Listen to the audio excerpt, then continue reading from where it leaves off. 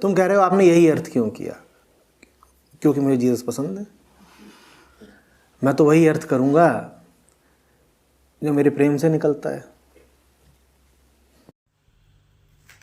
एक जानी मानी हस्ती जिनका नाम मैंने YouTube के माध्यम से देखा, आचार्य प्रशांत जी फॉलोवर हैं, लगभग 5 मिलियन से अधिक उनके फॉलोवर हैं YouTube पर। मैं आपको इस वीडियो के माध्यम से ये बात क्यों बताना चाहता हूं, क्योंकि उन्होंने जो बात कही है वो बहुत दूर तक जा रही है। उस बात का जो अर्थ निकल रहा है वो बाइबल से संबंधित है। उन्होंने जो इस बात को कहा कि पूरी दुनिया को आज लोगों को क्यों आवश्यकता है बाइबल पढ़ने की, क्यों आवश्यकता है यीशु को जानने की। उन्होंने एक बाइबल का एक वचन कोट किया है अपनी वीडियो में, जो कि लूका रचित सुसमाचार उसका 14 अध्याय और 26 वचन है। उससे पहले जब 25 वचन में वहां देखेंगे तो वहां पर लिखा है कि ये काफी भीड़ जो थी वो यीशु मसीह के पास आने लगी, और जब भीड़ को देखने के बाद उन्होंने कहा कि जो कोई मेरे पीछे आना चाहे वो अपने माता पिता, अपने भाई बहन, अपनी पत्नी, यहां तक वो अपने आप तक का इनकार करे, तब वो मेरा चेला होगा। और इसी बात को लेकर आचार्य जी के लिए एक इंटरव्यू में एक शख्स उनका इंटरव्यू ले रहे हैं और उन्होंने उस चीज को कोट किया। प्रथम प्रश्न आप तक रखना चाहूँगा। यीशु मसीह की एक उक्ति है जो परिवार के मूल को बहुत ही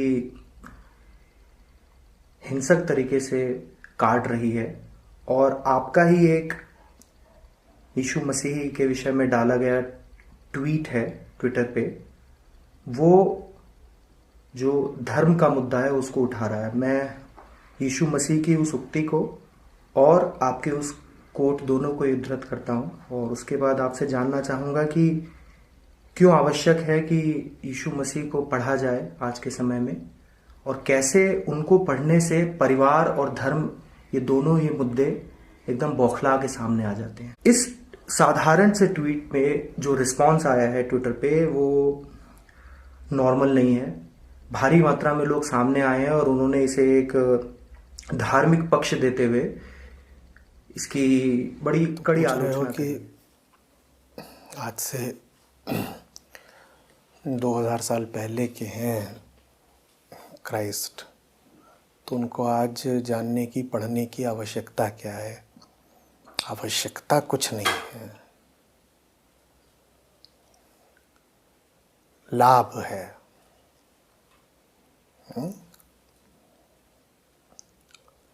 तुम्हें लाभ चाहिए तो देख लो कि उन्होंने क्या जाना था और क्या बताया था। और तुम्हें ये लगता हो कि लाभ नहीं हो रहा, तो फिर बात चाहे 2000 साल पहले की हो, चाहे 2 दिन पहले की हो, चाहे आज की हो, क्यों पढ़ोगे तुम उसको? लाभ है तो जहां से भी मिलता हो वो उसको पकड़ लाओ, खींच लाओ, जिस कीमत मिलता हो मोल ले आओ। 10,000 साल पहले, 10 करोड़ साल पहले, 10 आकाश गंगाओं के परे से, 10 समुद्रों के नीचे से, जहाँ से प्राप्त होता हो भला है, सस्ता है। और किसी चीज़ से अगर लाभ नहीं है तो वो चाहे मुफ्त मिलती हो, चाहे सामने पड़ी हो, चाहे उसको लेने के लिए, ग्रहण करने के लिए तुमको बहुत ललायित किया जाए, तुम उसको क्यों लोगे? और जब मैं कह रहा हूँ लाभ होता हो तो सुन लो क्राइस्ट को। तो लाभ से मेरा आशय क्या है? आध्यात्मिक अर्थों में लाभ एक ही होता है,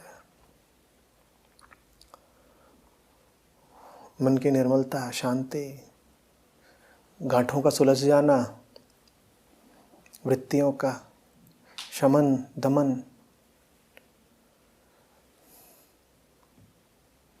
अंतः वृत्तियों का विलोप, नज़र का साफ होना,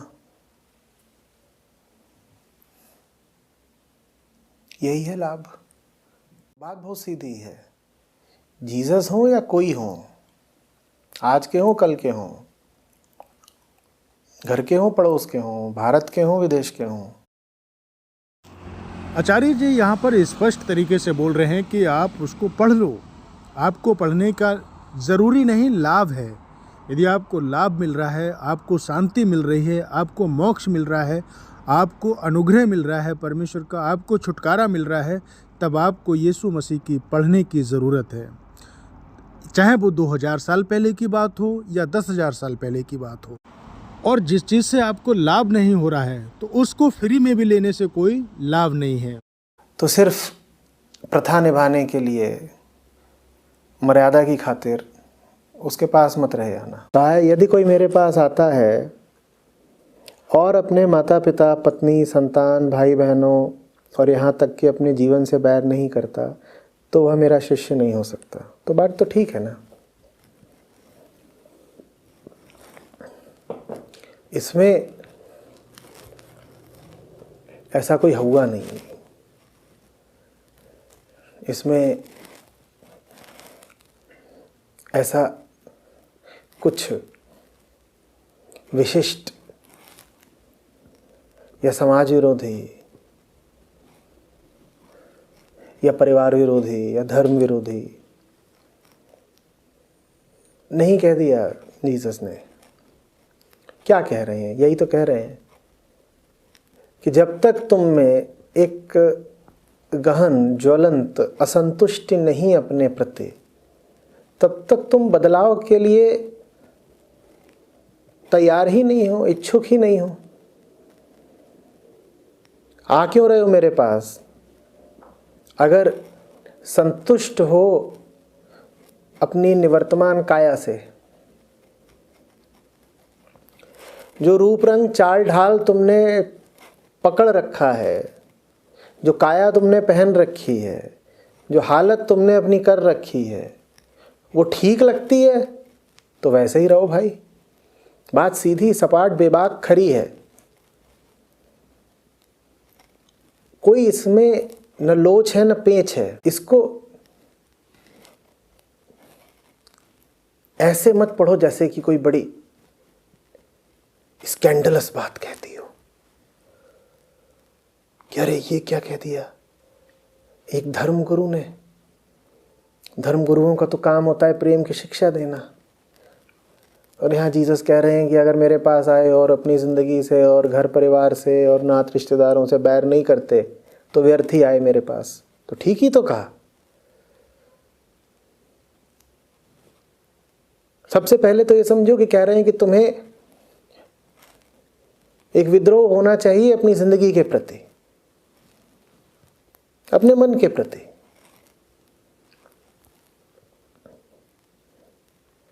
अद्यतन तुमने अपना जो केंद्र बना रखा है उसके प्रति, और उसी केंद्र से तो तुम अपने दोस्त चुनते हो, उसी केंद्र से तुम अपनी बीवी चुनते हो, और उसी केंद्र से तुम अपने माँ बाप भाई बहन से भी व्यवहार करते हो। तो जैसे तुम हो वैसे ही तुम्हारी जिंदगी और वैसे ही तुम्हारा कुनबा कुटुंब। जीसस कह रहे हैं जब तक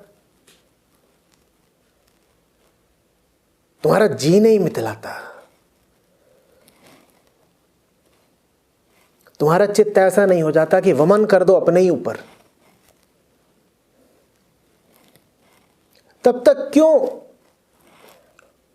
छिछली उथली जिज्ञासा लेकर के मेरे सामने खड़े हो जाते हो कि आप गुरु हैं कि पैगंबर हैं, कुछ बताएं। उस बैर को ऐसे पढ़ो कि असंतुष्टि, विरोध, अतृप्ति, प्यास, तड़प। ये सब वो साधन, वो जरिए, वो लोग जिनका नाम लेकर के मुझे कहा गया था कि जीवन शीतल हो जाएगा, तृप्त हो जाएगा, सफल हो जाएगा, मेरा तो हुआ नहीं।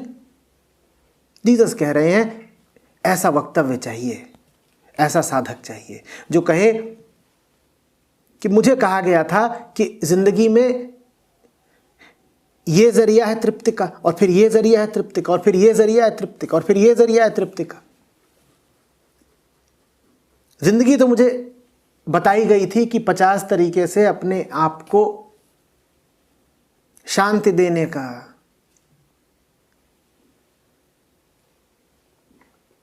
नाम है, साधन है, उपाय है। वो सब कुछ तो हुआ नहीं। जिंदगी जो कुछ दे सकती थी हमने सब आजमाया, कुछ बात बनी नहीं। बहुत द्वार खटखटाए, बड़ी तरकीबें लड़ाई, बहुत बुद्धि चलाई, काम हुआ नहीं। और फिर हमें यह भी बताया गया था कि दुनिया भले तुम्हें दगा दे दे, कुछ लोग जरूर होते हैं जिंदगी में जिनके समीप आकर के शांति ही मिलती है।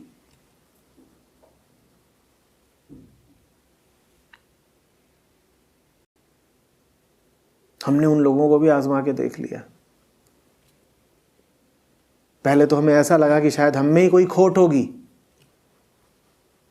कि दोस्त यार नात रिश्तेदार कोई जमते नहीं। हमने खूब झुककर भी देख लिया, हमने धीरज धर के भी देख लिया।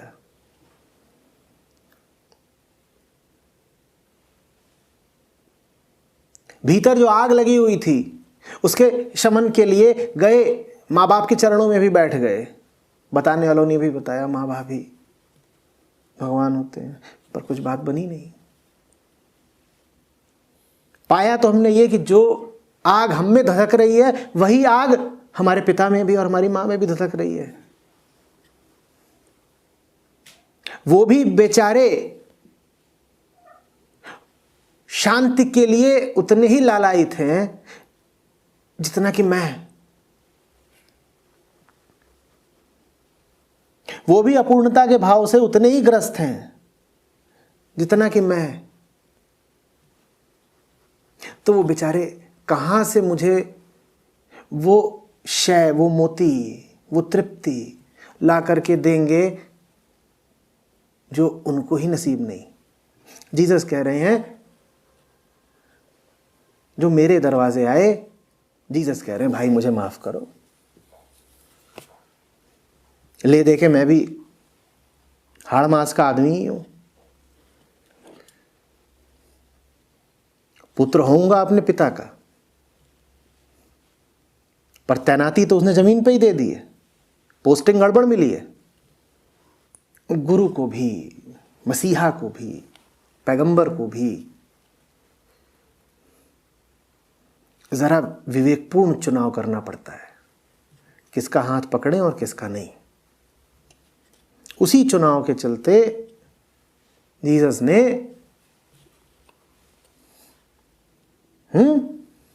अपने यहां पर ये घोषणा पत्र चिपका दिया, बिल्कुल अपने द्वार पे लगा दिया कि हमारे पास तभी आना जब दुनिया से बिल्कुल बेजार हो गए हो।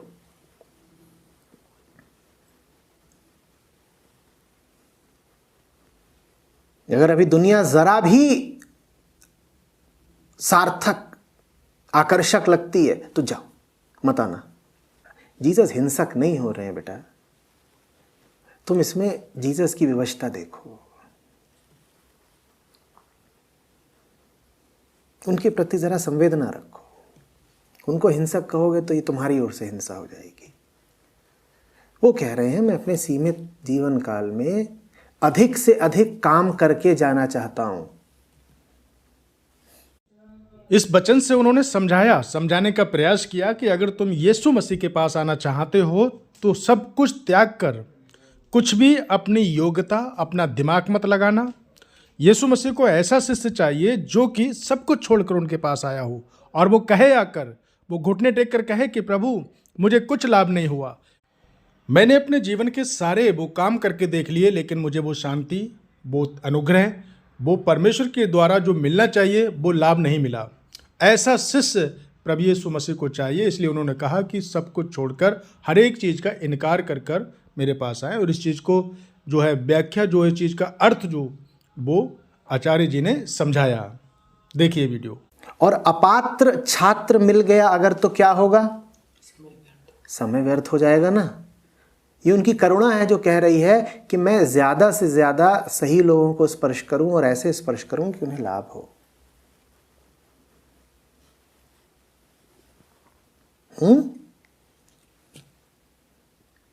पारस पत्थर भी सोना बना देता है,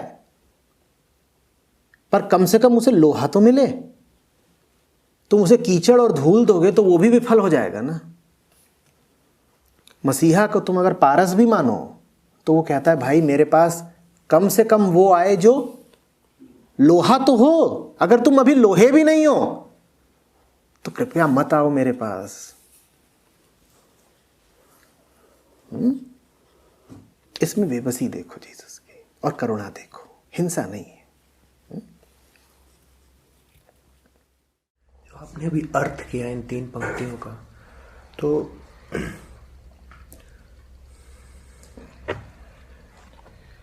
इन 3 पंक्तियों का अर्थ किसी भी केंद्र से किसी भी तरफ को किया जा सकता था। जैसे इनकी ओपननेस है, जिस तरह का इनका जैसे इनकी प्रकृति है, तो फिर यहां से और भी कई सवाल खुलते हैं। तुम कह रहे हो आपने यही अर्थ क्यों किया? क्योंकि मुझे जीसस पसंद है। मैं तो वही अर्थ करूंगा जो मेरे प्रेम से निकलता है। मैं जानता हूं वो क्या कह रहे हैं। मेरे लिए ये कोई नई बात नहीं है जो उन्होंने कहा।